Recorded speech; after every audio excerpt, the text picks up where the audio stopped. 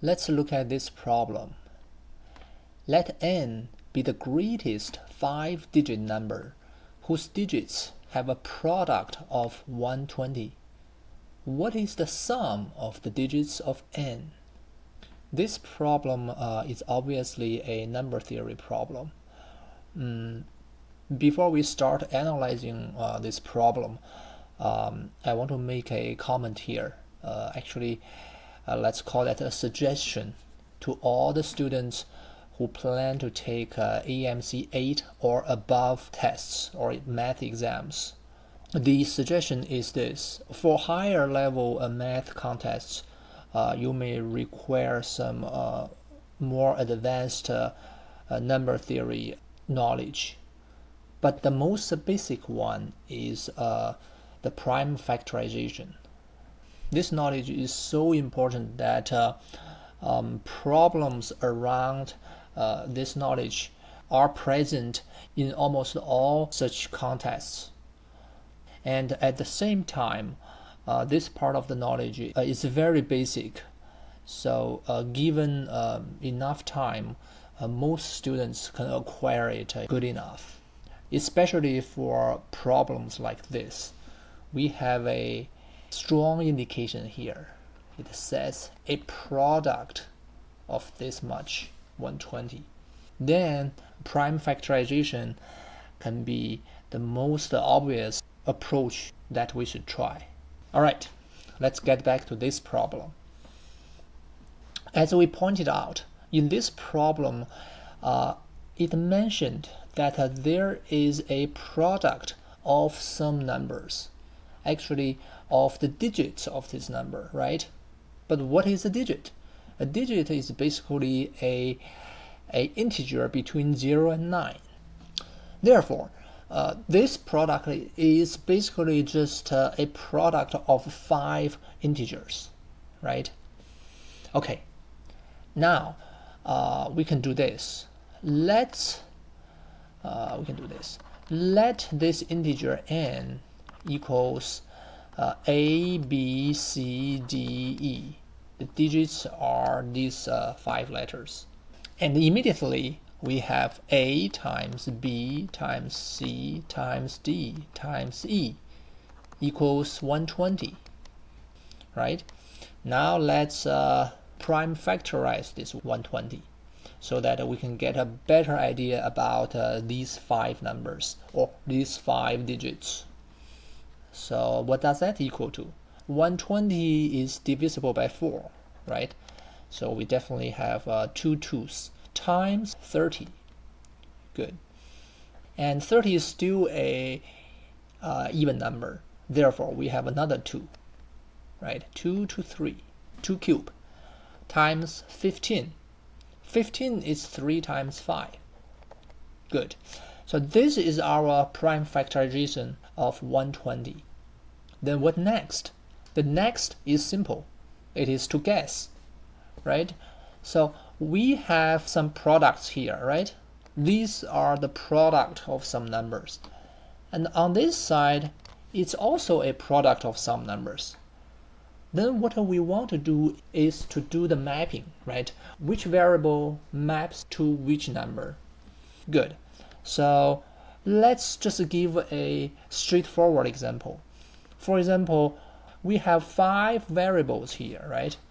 And how many prime numbers or prime factors do we have here? That's 3 2's, 1 3, and 1 5, right? So an obvious example is A equals 2, B equals 2, C equals 2, then D equals 3, E equals 5, right? So this is obviously a choice for this integer n, right? That's an option for this n.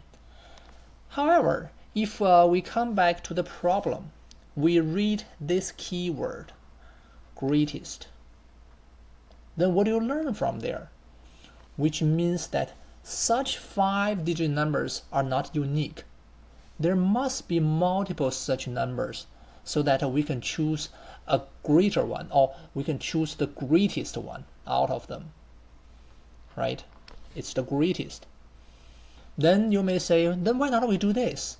Let's make A 5, right? Let's make A 5 and B 3, right? And the rest of the three variables are 2's. So C equals to 2, D equals to 2, and E equals 2. You may be very delightful now, right? So is this the answer? Does N equal 5, 2, 3, 2, 2, 2? 53,222? Is this the greatest 5-digit number?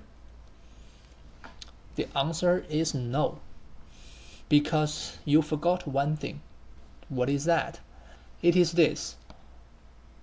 Why must this A be a single prime factor?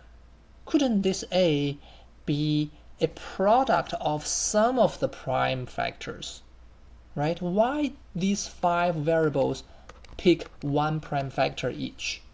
Is that required in this problem? Obviously not. Let's give an example. Is this, let's say, 2 times 3 equals 6. Is that a good choice of A? I think that certainly is. Then some students may argue that, no, then we are running out of available numbers. We only have 5 prime factors and 5 variables. If you give 2 prime factors to one variable, then how do we do the rest of the assignment? But you forgot one thing, which is the number 1, because this is a product. So we never run out of numbers for these variables. Let's say, for example, B equals 2, D equals 2, C equals 2, C equals 2, D equals 2, and the E can be 1, right?